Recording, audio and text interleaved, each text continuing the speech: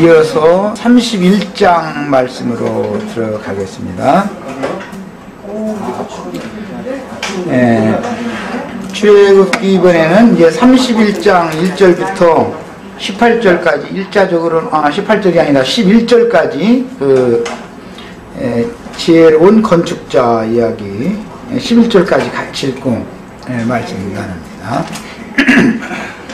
여호와께서 모세에게 일러 가라사대 내가 유다 지파 훌의 손자요 우리의 아들인 부살레를 지명하여 부르고 하나님의 신을 그에게 충만하게 하여 지혜와 총명과 지식과 여러가지 재주로 공교한 일을 연구하여 금과 은과 노스로 만들게 하며 보석을 깎아 물리며 나무를 새겨서 여러가지 일을 하게 하고 내가 또 단지파 아히사막의 아들 오홀리압을 세워 그와 함께 하게 하며 무릇 지혜로운 마음이 있는 자에게 내가 지혜를 주어 그들로 내가 네게 명한 것을 다 만들게 할지니 곧 해막과 증거계와 그의 속죄소와 해막의 모든 기구와 산과 그 기구와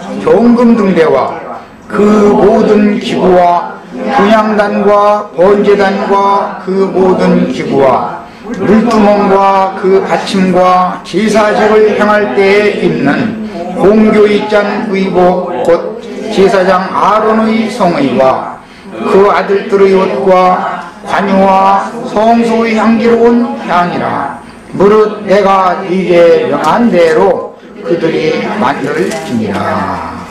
아멘. 아멘. 자, 하나님은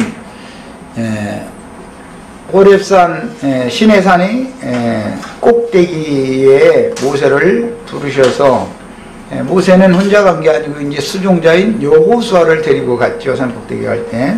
이제 누구누구가 산 꼭대기에 있었고 누구누구는 산 중턱에 있었고 누구는 산 아래에 있었는데 어떤 사람이 산 중턱에 있다가 갑자기 산 아래로 내려가 가지고서 무슨 짓을 했나 이제 이거 이제 잘 가면 이제 생각을 해보셔요.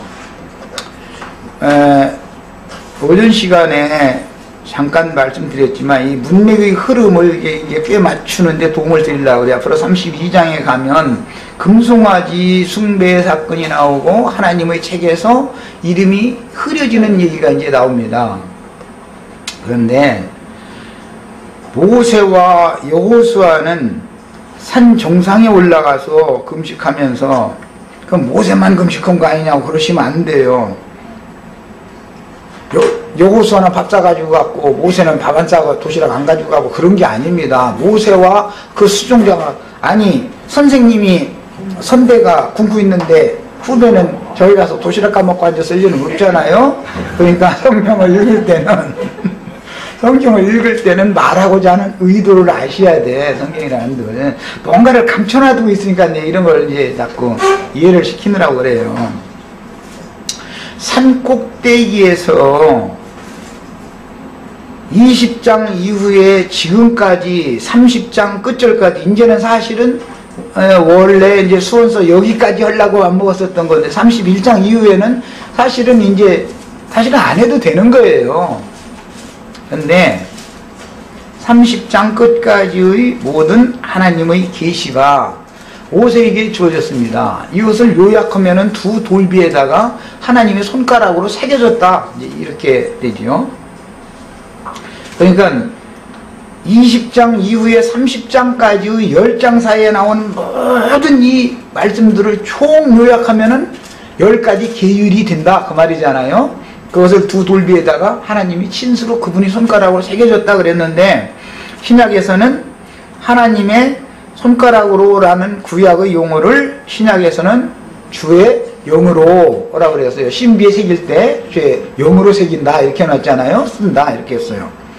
자, 그러니까 이제 주님의 영을 구약성경에서는 하나님의 손가락이라고 이제 비유했다는 걸 알 수가 있고 모세의 심령과 마음에 20장에서 30장까지 오는 이 향을 만드는 문제, 성막의 시향에서부터 시작해서 향을 만드는 이 문제까지를 계속해서 쓰셨어요. 모세 속에는 이게 다 들어있는 거예요. 그런데 이것을 요약해서 준 것이 10계명이죠. 이제 두 돌판이죠. 그런데 산 아래에서 동일한 기간 동안에 뭔 일이 있었냐면 대제사장인 아론, 그는 말 잘하는 은사가 있는 사람이에요. 그래서 모세에게는 하나님이 계시해 주시고 모세는 아론에게 말을 하게 하셨고 아론은 가서 대언을 해야 되는 그런 직무가 있는 사람이에요. 그런데 말 잘하는 은사가 있는 사람인 이제 신약에서는 그 이제 말쟁이다 그러고 뭐 변사 뭐 이런 말이 나오는데 이 세대 변사가 어디 있느냐? 말 잘하는 자가 어디가 있느냐? 하나님보다 말 잘하는 자는 없다 이 말이야. 네가 제 아무리 말 잘하는 자 가지고 사람들 수만 명 뭐 수천 명 불러 모아가지고 따따따 해도 너는 하나님 같이 말 잘하는 사람은 안 듣는 거예요. 더 그것이 더 위험해. 그 말이요. 사실은 말 잘하는 은사가 있는 게 이게 위험한 겁니다. 아론이 이제 하나님은 하나님의 손가락으로 새겼고 모세의 신비에 모세와 이제 여호수아도 옆에서 들었으니까 뭐 여호수아의 신비에도 상에 새겨졌겠죠. 새겼고 아론은 산 아래에 있는 사람들에게 각도로 금붙이로 만든 금 귀걸이들을 다 내놔라. 그랬더니 백성들이 다 그걸 내놓으니까 그걸 불에 던졌다가 녹여가지고서는 각도로 새겼더니 금송아지가 나왔습니다. 그랬단 말이에요.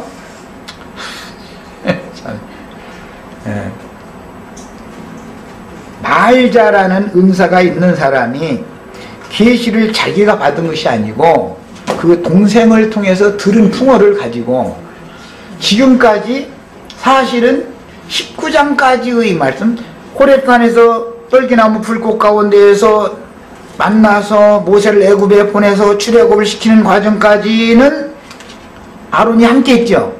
그렇지만 20장에서 30장까지의 과정에서는 아론은 함께 하지도 않았죠. 그런데 나도 이제는 뭐라고 말해요? 나도 알 건 다 안다 이거예요. 이제. 뭔 소리인지 아시겠죠? 이게 제일 위험한 사람인 거예요. 예수님을 끝까지 따르지 않으면은 나중에 이게 변질돼 버려요. 가룟 유다라는 게 그렇게 나오는 거예요. 나도 내가 다 안다 이거예요. 나 다 안다. 그런데 제일 중요한 부분에 가서는 딱 가둬놔버려. 감춰놔버려. 20장에서 30장 이게 성경 전체의 핵심이거든요. 네.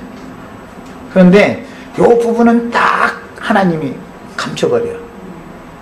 그런데 그 사람이 그 호렙산에서부터 애굽에 가서 불러내는 시내산까지 오는 과정에는 같이 했기 때문에 그가 대언자로 위임도 받았고 대제사장이고 말 잘하는 은사도 있고 그러니까 자기 스스로 모세의 자리에 딱 앉기를 원하는 야망이 있다 이거. 나도 다 안다 이거. 모세는 안 내려온다. 그러면 내가 모세 대행자 노릇을 하겠다 이 야심이 있었다 이 말이에요. 그래서 각도로 새기는데 어떻게 새기느냐? 금송아지 형상을 그 많은 대다수의 이스라엘 백성들의 영혼 속에 자신을 새겨놓는다 이거죠. 자신. 각도라는 게 말씀이다. 손가락이라는 게 영이라고 그러지 여호와 영이다 그러지 말씀을 말한다 이거예요. 주의 말씀으로 우리에게 자꾸 우리 심령과 마음에 인치는 거잖아 지금. 그리스도를 자꾸 새겨놓는다 이게 하나님은. 성막 식양에서부터 향을 만드는 식양까지가 이게 그리스도다 이게 그리스도. 이건 감춰진 비밀이에요. 출애굽기를 읽을 때 20장에서 30